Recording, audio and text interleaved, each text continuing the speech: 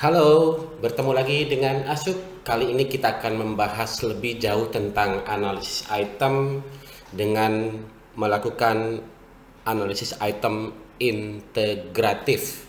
Kalau sebelumnya kita bersakit-sakit dahulu, kali ini kita akan lebih sakit lagi karena kita akan menggabungkan analisis item baik kuantitatif maupun kualitatif untuk memutuskan item mana yang dipertahankan, item mana yang dibuang atau tidak dipertahankan. Kita mesti lihat dulu dalam hal ini bagaimana alur proses pembentukan satu tes. Jadi dalam hal ini kegiatan analisis item itu sebetulnya idealnya dilanjutkan dengan revisi. Cuma kadang-kadang memang terkendala dengan masalah waktu. Biasanya ketika sudah melakukan analisis item, yang umumnya biasa dilakukan adalah mempertahankan atau membuang item-item tertentu dengan proses analisis item. Idealnya direvisi lalu di tryoutkan kembali, sehingga dengan demikian kita akan mencoba mengetahui sejauh mana revisi yang dilakukan itu akan memperbaiki kualitas itemnya. Yang akan kita lakukan dalam hal ini menggunakan tabel integratif di sudah dibuatkan di yang sebelum-sebelumnya kita sudah buatkan dengan sejumlah properti. Kita ulangi lagi, ada item difficulty, ada diskriminan baik dengan delta, dengan t-test, dengan internal konsistensi yang korelasi item dengan total, kemudian corrected item total correlation, ada lagi yang menggunakan dalam hal ini korelasi dengan skor eksternal. Oke, kita dalam hal ini kita akan cobakan melihat dari dua macam tes, baik yang tipikal maupun yang optimum. Tapi karena memang di dalam tes yang optimum itu ada bentuk yang pilihan ganda, maka untuk distraktor atau alternatif kita juga lakukan analisisnya. Nah, sekarang kita coba review lagi dari hasil-hasil yang sudah didapatkan, kemudian dimasukkan ke dalam tabel ini. Kita akan interpretasikan satu persatu untuk membahas apakah item tersebut merupakan item yang baik atau tidak. Untuk tahapan awal ketika kita melakukan penyusunan alat ukur, jadi di dalam test construction sebetulnya sudah dilakukan proses analisis item, yaitu analisis item yang bersifat kualitatif. Kita akan menilai baik dengan kita sendiri maupun dengan menggunakan expert judgment, apakah item-item yang kita buat itu sudah oke atau belum, tapi secara kualitatif. Kemudian kita akan melakukan analisis item yang kuantitatif dengan dilakukan dengan tryout. Tryout sebetulnya ada juga tryout yang bersifat kualitatif, di mana yang dilakukan adalah uji keterbacaan. Nama lainnya adalah readability. Nanti yang biasa proses dilakukan adalah dengan think aloud test administration. Kita sudah punya datanya untuk item difficulty, untuk item diskriminan, dan juga untuk distraktor. Nah, distraktor ini hanya untuk yang bentuk pilihan ganda. Padanan untuk yang item difficulty adalah yang POE atau proportion of endorsement. Oke, kita lihat item difficulty. Item difficulty dalam hal ini apakah itemnya itu tergolong mudah, sedang, atau sukar. Kemudian dalam hal ini kita sudah punya nih item difficulty ini. Kalau dilihat dari tesnya, ini tesnya tes optimum performance test, ada yang mudah, tapi ini ada yang sukar item 10, kita punya 30 item ya. Kemudian ada juga yang sedang gitu. Nah, pertanyaannya berikutnya adalah apa yang mesti kita lakukan dengan informasi item difficulty ini.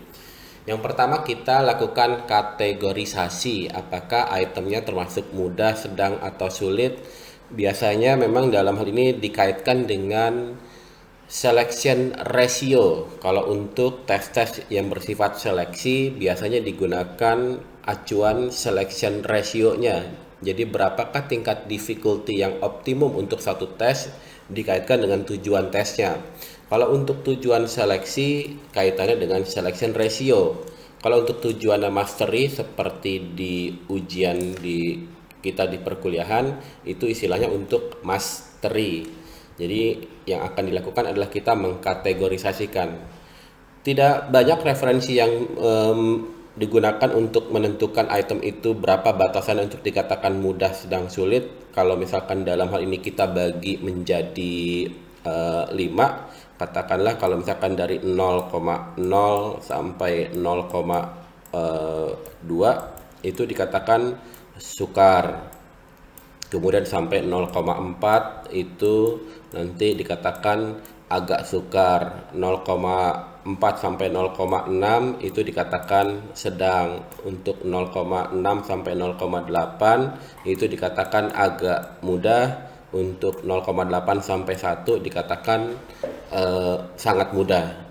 Jadi sebetulnya kalau dikatakan dikategorisasi menjadi 5, maka setiap 20% merupakan kelompok tersendiri. Oke, kemudian dalam hal ini yang kita bisa lakukan berikutnya adalah rekomendasi mengenai urutan item. Nah, jadi kalau dilihat dalam hal ini, saya coba lakukan simulasi pengurutan item gitu ya. Ini ada item, ada tingkat difficulty-nya.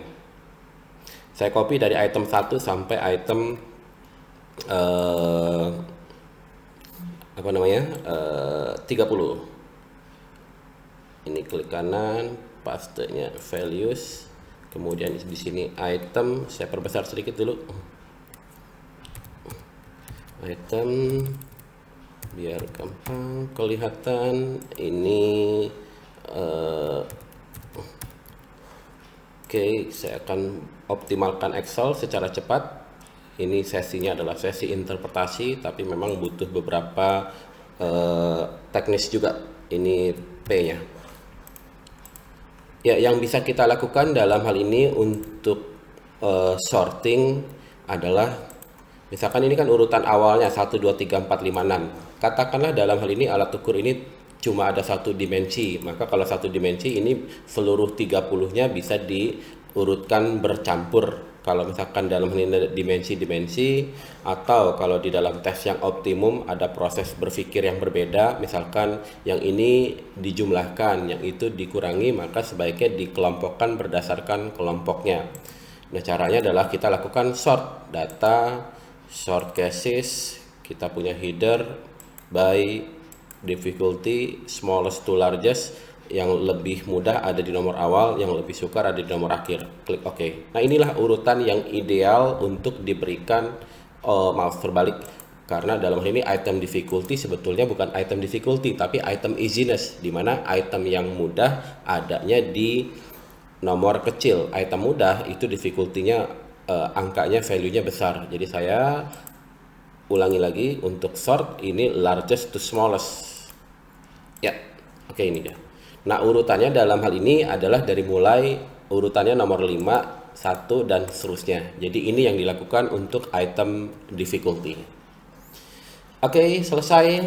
Lalu bagaimana dengan proportion of endorsement? Apa yang mesti kita lakukan dengan informasi POE?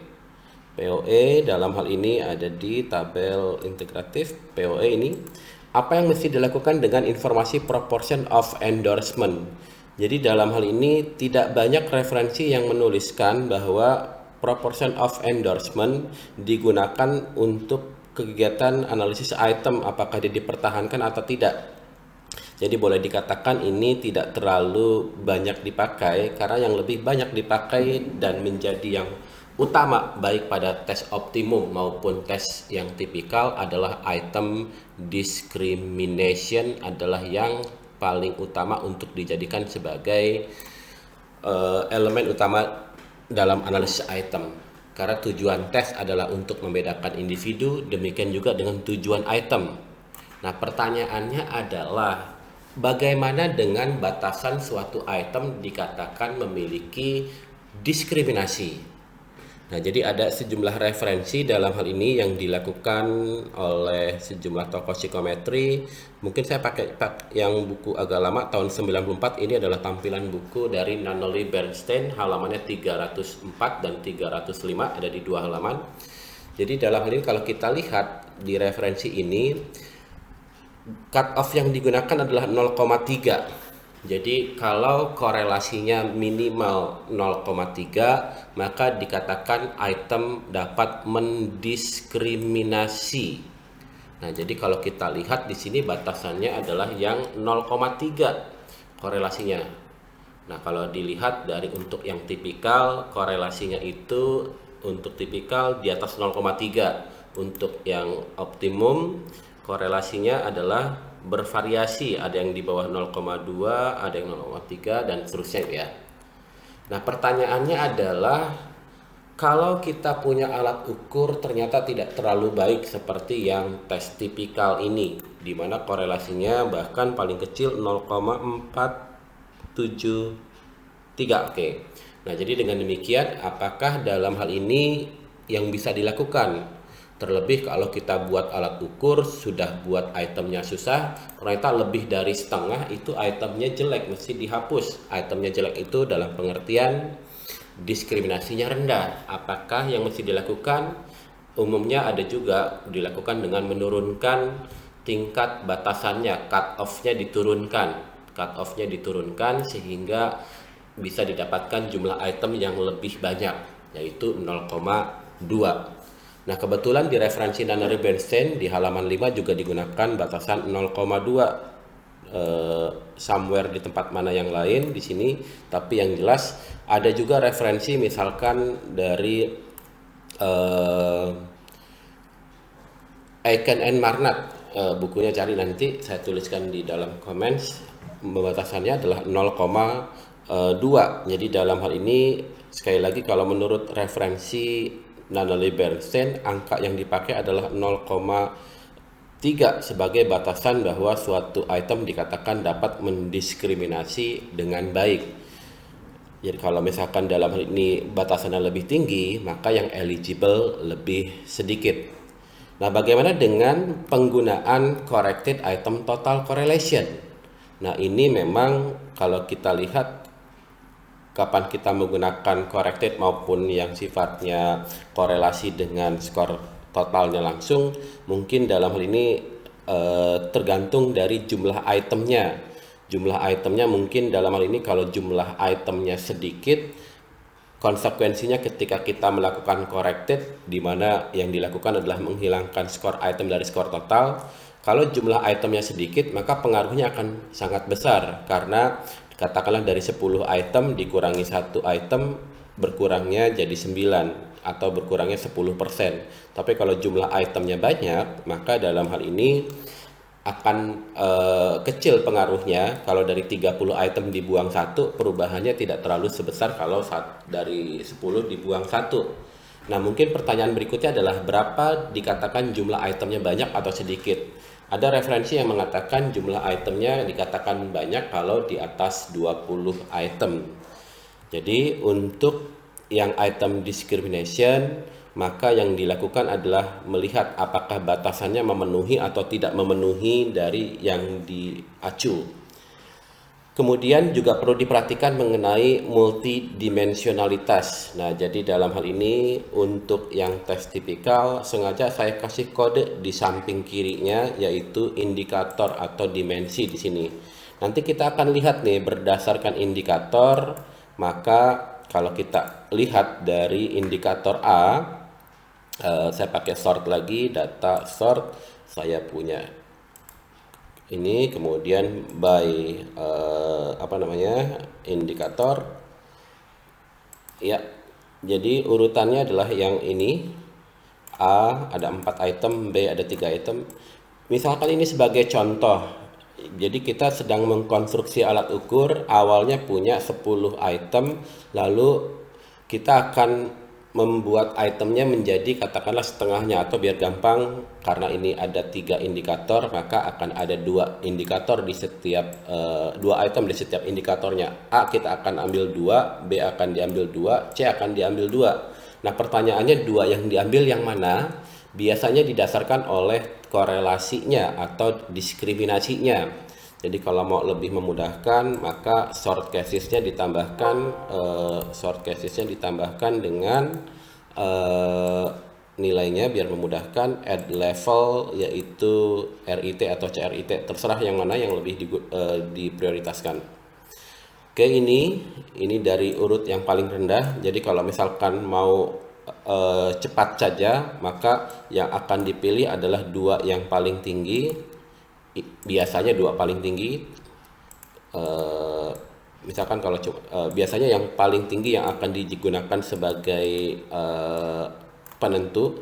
Tetapi ada pertimbangan lain sebetulnya. Jadi dalam hal ini pertimbangannya kita juga perlu melakukan analisis yang integratif, menggabungkan antara yang kuantitatif dan juga yang kualitatif narasi itemnya. Jadi kalau misalkan kita memutuskan hanya berdasarkan kuantitatif dengan asumsi bahwa ketika dilakukan pembuatan item pada saat tes construction ini sudah memenuhi kualifikasi kualitatif, maka sebetulnya idealnya dilakukan analisis lanjutan lagi. Jadi setelah kualitatif yang pertama akan ada kuantitatif, lalu kualitatif lagi.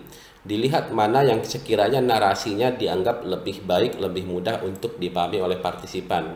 Jadi combine antara kuanti dengan kuali ya.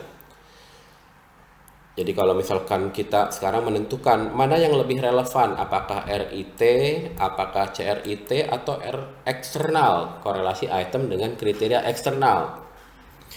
Memang ini tujuannya berbeda. Kalau yang untuk eksternal itu untuk tujuan pengujian validitas item biasanya, dengan catatan bahwa kriteria eksternalnya sudah merupakan kriteria yang sangat baik.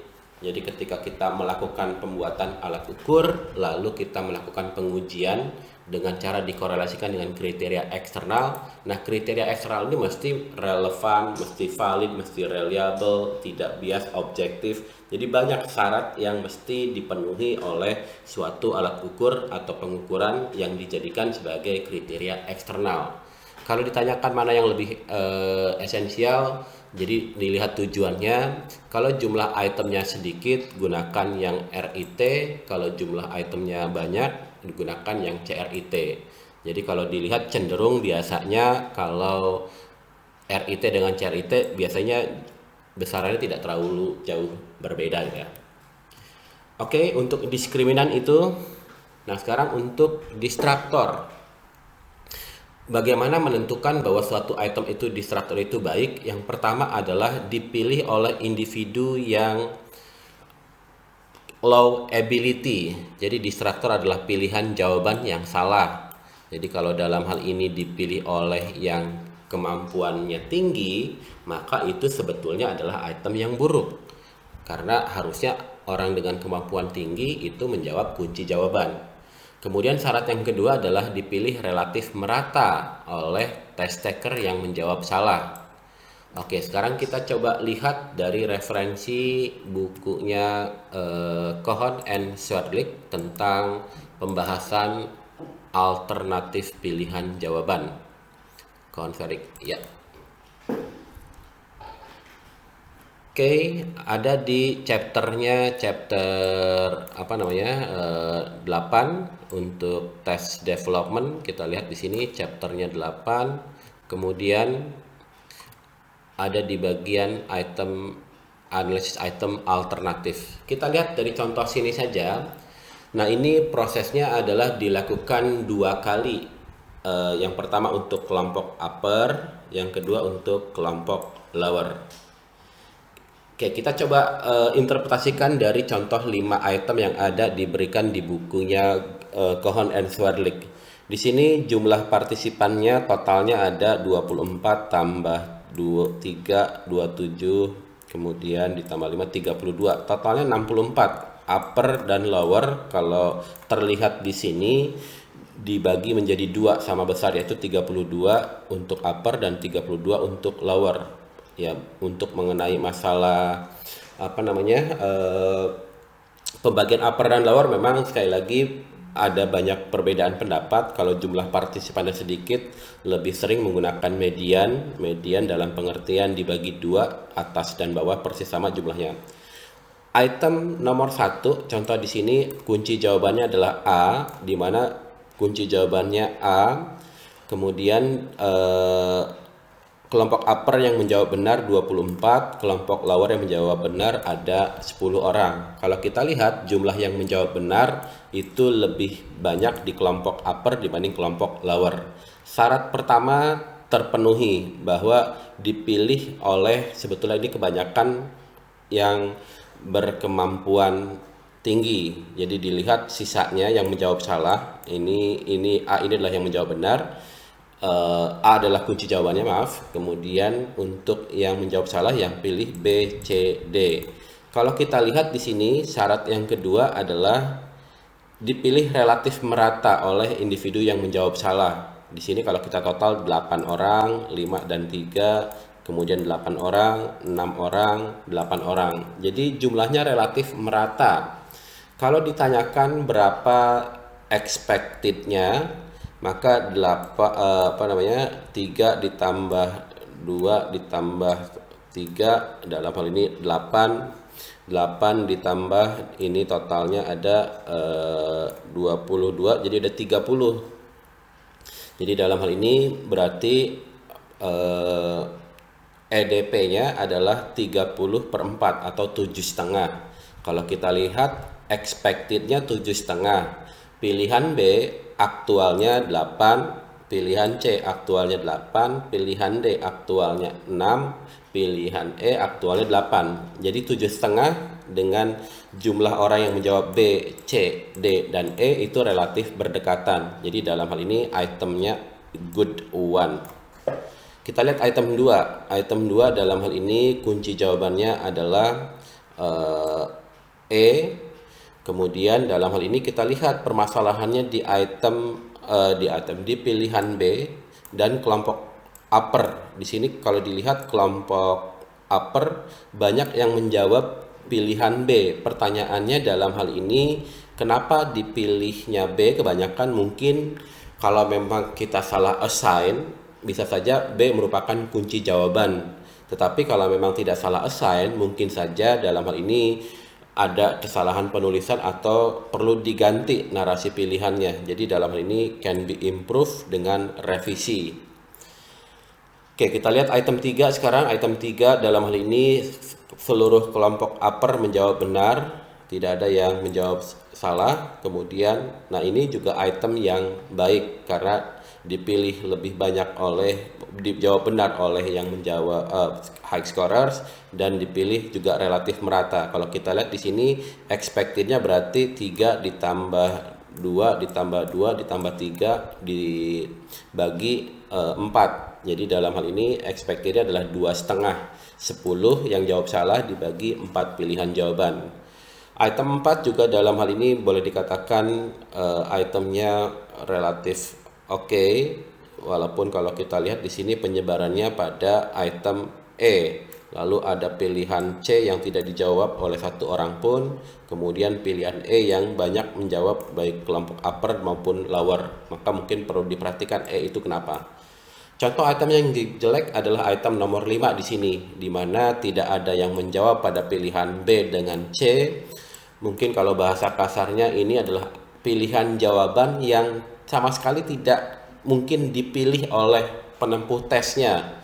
Jadi misalkan kalau kita katakan negara yang berbatasan langsung dengan Indonesia, misalkan di sini adalah contohnya yang agak jarang bahas itu Papua Nugini. Ini kunci jawabannya Papua Nugini. Kemudian ini adalah mungkin dijawabnya B Amerika, C kemudian Jepang. Jadi otomatis rasanya tidak akan ada orang yang pilih B dengan C.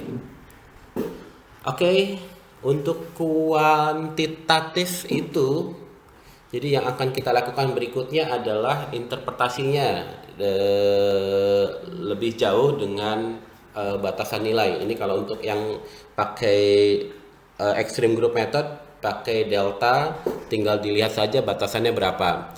Tapi sebetulnya kalau delta mungkin kelemahannya adalah di masalah membagi kelompok ekstrimnya upper dan lower. Jadi kalau boleh dikatakan lebih banyak referensi yang digunakan dan juga memudahkan pada prosesnya itu dengan korelasi antara skor item dengan skor totalnya gitu ya. Oke. Ya, sekarang kita akan cobakan ASUP software. Jadi saya tidak tahu kalau misalkan kalian mengerjakannya untuk tabel analisis item integratif yang optimum berapa lama. Mungkin perkiraan saya butuh 10 jam kali istilahnya. Kalau iseng-iseng saya buat software, ASUP software dalam hal ini mencoba untuk menerapkan apa yang saya pahami tentang statistik, psikometrika, dan juga Excel untuk digunakan dalam kehidupan sehari-hari. Misalkan koreksi ujian bentuk pilihan ganda, maka saya iseng untuk membuat software ini 5 tahun yang lalu. Ada 4 sheet, sebetulnya sheet aslinya ada banyak tambahannya, cuma masih dalam proses pengerjaan, walaupun jarang-jarang dikerjakan. Ada sheet entry, di sini sheet entry adalah sheet di mana informasi jawabannya diberikan. Jadi ini misalkan si A, ini jawaban pertamanya, si Ali gitu. Ini kemudian pilihan jawabannya dia B dan seterusnya itu ya. Kemudian ini adalah untuk mengentry kunci jawabannya setiap item berapa. Untuk software ini sebetulnya dilimitasi oleh saya tergantung jumlah item dan jumlah partisipannya berapa, maka perlu di adjust dulu sebelum digunakan. Kemudian sheet berikutnya adalah psychometric properties. Ini ada difficulty, kemudian ada korelasi antara item dengan skor total, kemudian corrected item total correlation, kemudian dalam hal ini ada sheet result, nanti resultnya siapa, dapat nilainya berapa, dan untuk ADP, EDP gitu ya. Ya, kita akan cobakan memindahkan jawaban dan memindahkan kunci jawaban dan responnya dari data ini. Kita hitung waktunya ya, silahkan. Iya, ini raw datanya. Kita hitung 1, 2, 3, 4, 5, 6, 7, 8, 9, 10. Oke, 10 detik. Jadi dalam hal ini ada yang diantrikan cukup adalah kunci jawaban dan pilihan jawaban apa saja yang diberikan oleh setiap orang di setiap itemnya. Nanti kita lihat konsekuensinya apa. Nah, ini sudah ada nih angka-angkanya. Otomatis kelebihan software Excel atau program Excel adalah sifatnya live. Ketika rumusnya sudah disetting, maka kompositnya dimasukkan, maka langsung akan automatically count. Oke, ini skornya, lalu ini juga ada nih reliabilitasnya bisa dihitung, kemudian juga dengan ADP EDP. Cuma ini memang belum selesai karena masih disetting kunci jawabannya yang mana, jadi masih dihapus. Kita lihat dulu dari properti psikometriknya. Kita bandingkan dengan ini yang sudah kita coding menjadi 1.0. Kita compare gitu ya, item difficulty-nya untuk katakanlah 3 item pertama. Untuk item difficulty frequencies, kemudian item 3 ini 1, 2, 3, klik OK. Kita compare dengan output SPSS, apakah ASUP meter itu sudah oke atau belum, sehingga nanti kalau kalian mau pakai sudah yakin.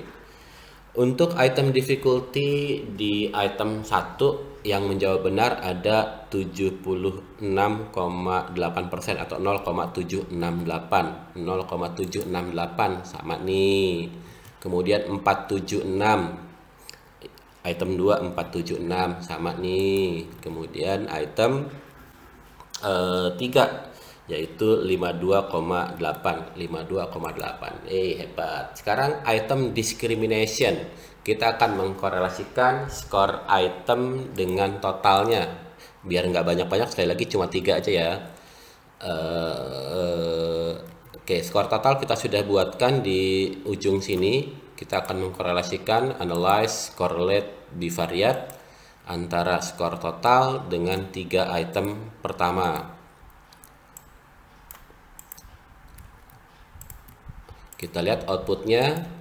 Outputnya dalam hal ini adalah ini. Korelasi item pertama 332, 0,332, 0,332, 0,332, 0,227, 0,646, 0,227, 046. Oke, sekarang corrected item total correlation.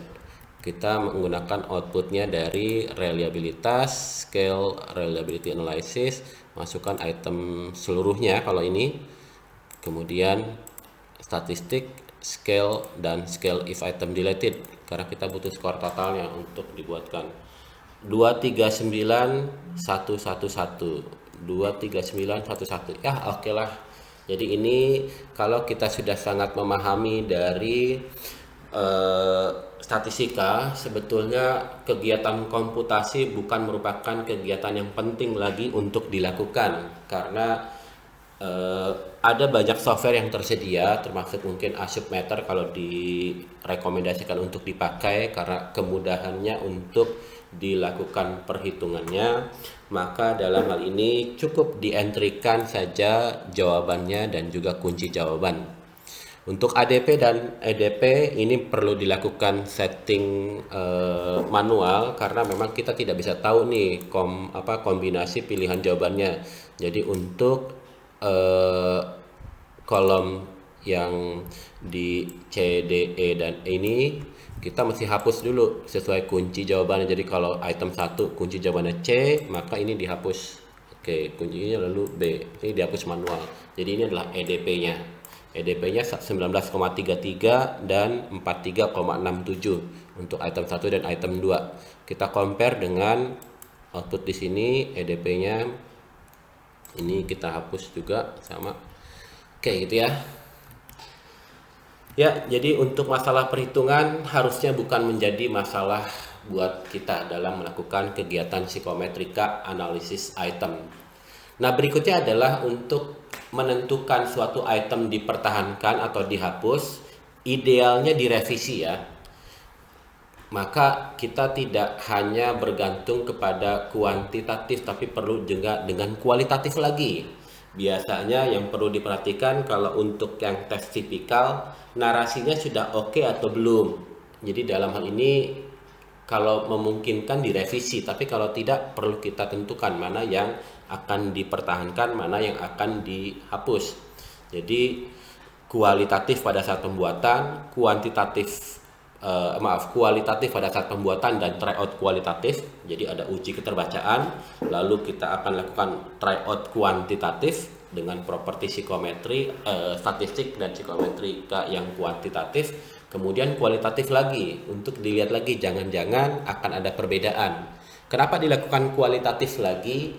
Karena memang biasanya untuk tryout yang bersifat kuantitatif nanti N-nya atau partisipannya lebih banyak dibandingkan dengan uji keterbacaan, sehingga hasilnya biasanya akan lebih baik lagi untuk diyakinkan sebagai hasil yang lebih baik lagi dipertimbangkan. Nah, sekarang kita akan lihat juga nih berdasarkan kisi-kisi alat ukur. Jadi kalau kisi-kisi alat ukur, kalau contoh di sini adalah berdasarkan yang indikatornya. Jadi dalam hal ini ada juga pendapat bahwa jumlah item di setiap indikator ataupun dimensi sebaiknya jumlahnya proporsional, dalam pengertian tidak terlalu berbeda jauh. Walaupun ini dalam psikometri yang lebih advance bisa diselesaikan, tidak masalah jumlah suatu indikator atau dimensi jumlahnya berbeda banyak dengan yang indikator atau dimensi yang lainnya, karena nanti akan digunakan faktor skor. Jadi silakan kalau memang berminat cari apa itu faktor skor, lalu bagaimana melakukannya. Kemudian untuk masalah unik dimensi maupun multidimensi juga sama dengan kaitannya tadi kisi-kisi, indikator dan dimensi. Kemudian sarannya apakah perlu dihapus, direvisi atau diganti. Jadi ada 3 bentuk analisis item lanjutan, yaitu direvisi lalu try outkan. Yang kedua adalah di eliminasi. Yang ketiga di substitusi kalau punya bank soal. Jadi dalam hal ini kalau kita menggunakan tabel ini, misalkan kita lihat bahwa untuk item nomor 1, item 1 itu difficulty-nya 0,77, agak mudah gitu ya. Kemudian diskriminannya oke. Kemudian EDP-nya 19,33. Ini 1820. Oh, ini itemnya oke nih, tidak masalah baik dari difficulty, diskriminan maupun distraktor. Tetapi kalau misalkan kita lihat yang agak jauh, misalkan ini nih, item nomor 4 untuk yang saya kasih warna berbeda. Ini EDP-nya 81, tapi ini ada yang kecil sekali, ada yang jauh sekali. Jadi kalau dikatakan berapa EDP selisihnya, karena memang kalau persis sama agak susah didapatkan. Jadi biasanya ada rule of thumb juga, jangan lebih dari 20%. Katakanlah kalau 80, 20%-nya itu berarti 16. Kalau 81, maka 20%-nya adalah 16. Kemudian jadi plus minus 16 nih. Jadi kalau plus minus 16 maka 60 masih ya agak dekat juga sebetulnya. Tapi memang karena ada pilihan C yang banyak dipilih oleh maaf, ini adalah kunci jawaban ya. Maaf. Ini ada 34 nih, maaf saya belum hapus. Jadi kalau dalam hal ini kalau kita lihat mungkin angka yang 23 masih oke, tapi yang 60 nih masih terlalu jauh dari, mungkin perlu direvisi atau dianggap tidak terlalu berbeda signifikan. Kita coba cari yang yang agak berbeda jauh. Kita coba jauh, random item nomor 10 pilihan A. Oke, nah ini dia.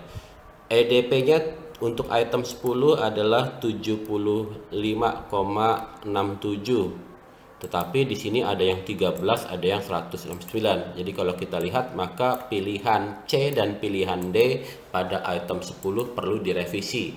Ini mungkin terlalu dekat dengan kunci jawaban, ini terlalu tidak menarik, mengecoh dari test takernya. Oke. Kita sekarang ada giveaway quiz, berhadiah GoPay 25.000 untuk 2 jawaban terbaik, dikirimkan maksimal tanggal 30 April via WhatsApp ke nomor ini. Pertanyaannya adalah ada 2, kaitan antara difficulty dengan item discrimination. Bagaimana item difficulty dengan distraktor, discrimination dengan distraktor. Pertanyaan yang kedua adalah sangat mungkin terjadi item pada tes tipikal POE-nya buruk tetapi memiliki discrimination yang baik, bahkan sangat baik. Pertanyaannya itu kapan terjadinya? Ini tanda tanya, ini juga tanda tanya. Oke, sampai ketemu lagi di video saya yang lainnya. Terima kasih.